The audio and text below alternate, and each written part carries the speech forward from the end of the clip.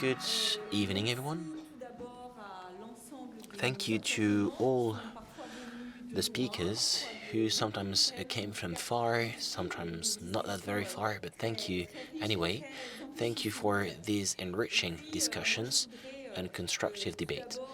I would like to first reach out to the permanent representative of Grand Duchy of Luxembourg to thank you for your warm welcome.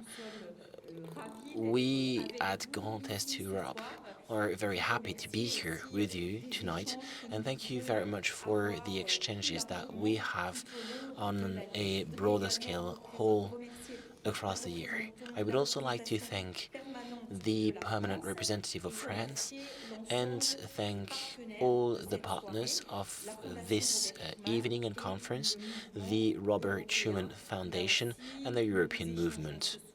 We are once again having a debate tonight, but we collaborate throughout the year on many occasions, and I was very happy to have Mr. Schmidt with us tonight. It seemed obvious to pay tribute to Robert Schuman tonight. We do share with the Grand Duchy of Luxembourg the heritage of this great man who studied in Luxembourg and studied in Germany before settling close to Metz and drafting the Declaration of the 9th of May 1950, which is the founding document of the European construction, and this since from his domicile in Chy-Sazel in the region of Grand Est. A couple of months away from the European election, this conference on the future of Europe had a very trivial objective. What Europe do we want or do we expect for 2029? Before getting to the heart of the matter and before trying to sum up all the proposals that were made, I would like to have a word on an explanation on why it seemed obvious for the region Grand Est-Europe to organize this encounter on this very specific topic a few months away from the European elections. Though we still have a few months ahead before the election with the manager of Grand Est-Europe, we thought and anticipated the debates. We knew that this question will have to be asked again by the elections. I just wanted to recall you, for those who do not know our region, Grand Est-Europe, the Grand Est region is a cross-border region having Europe as one of its priority. Throughout our history and our geography, we are fully involved in the cross-border relationship between various countries, which we live as a form of small Europe in our bodies and institutions. We also have Strasbourg, which is the European capital city. I would also like to underline the role played by the political, scientific, and academic actors and stakeholders of Grand Est region who want to contribute to the European policies in correlation, in collaboration with the institutions in Strasbourg and Brussels.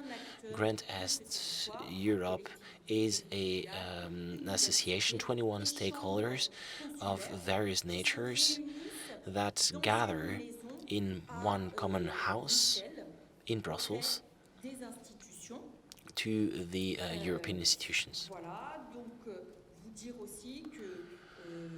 I also wanted to say that 70% of the whole legislature of the European Union has an impact on regions, and cities, which is true everywhere, not just for our region, and it seems obvious that these European territories are playing a steadily more important role in the implementation of the European policies and their designing.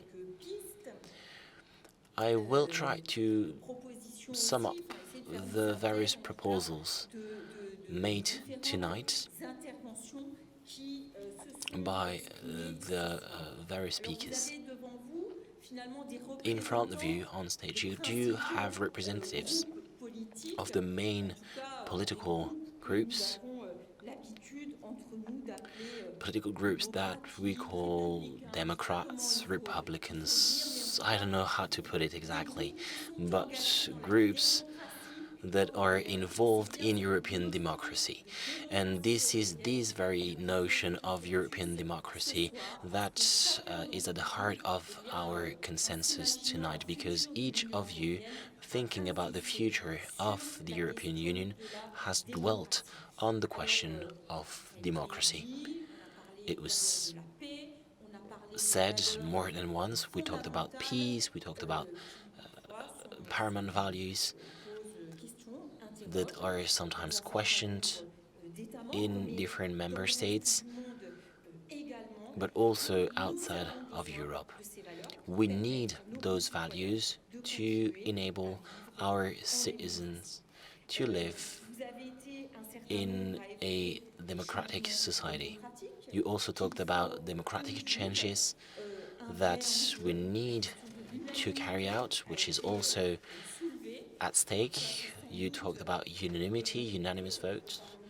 There was a majority in the parliament, in the European Parliament last week, but this is a question that is still asked within certain political groups. You also insisted on the question of governance, the necessity to review the treaty for future enlargements, because that question of enlargement that we have not talked about very often in this parliament, the president of the European Commission has clearly indicated that this was going to be a priority for the European Commission.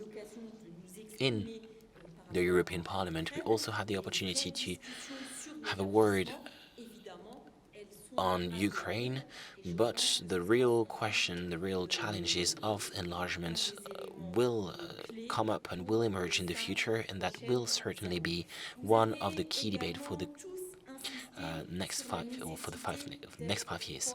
You also insisted on the necessity that we have to be close to the citizens, to make sure that they understand Europe, that they know what we do within the institutions. It makes it possible to strengthen democracy and to fight against populism. We talked about the youth. We have different target groups, but we need to be closer to the people. This is something that we agree on. The youth is very important and has always been. Local elected people who need to act as a relay for the European construction in the territories. And we do see that Europe is not always relevant in terms of explaining its policies. So there is a lot of work to do in order to make sure that people join this European project.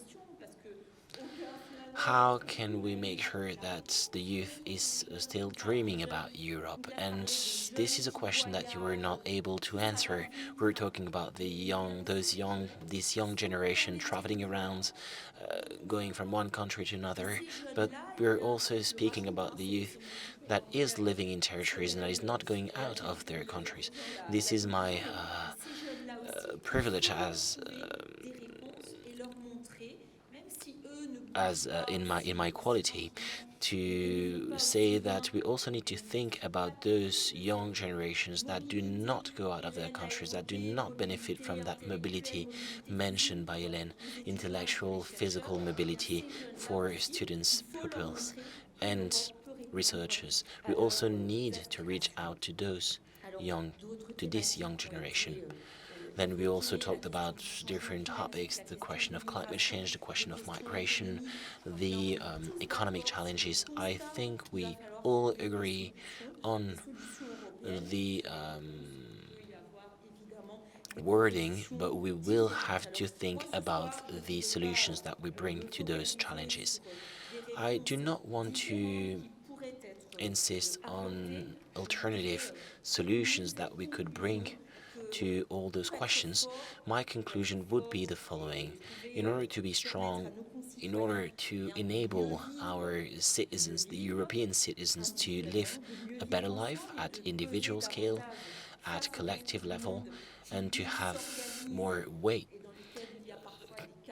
in front of the rest of the world, which is organizing and where there are carnivores, if I understood correctly. For all this, we need to be strong, and we need to be strong together. We need to remain united, and that will only go through Europe. Thank you very much.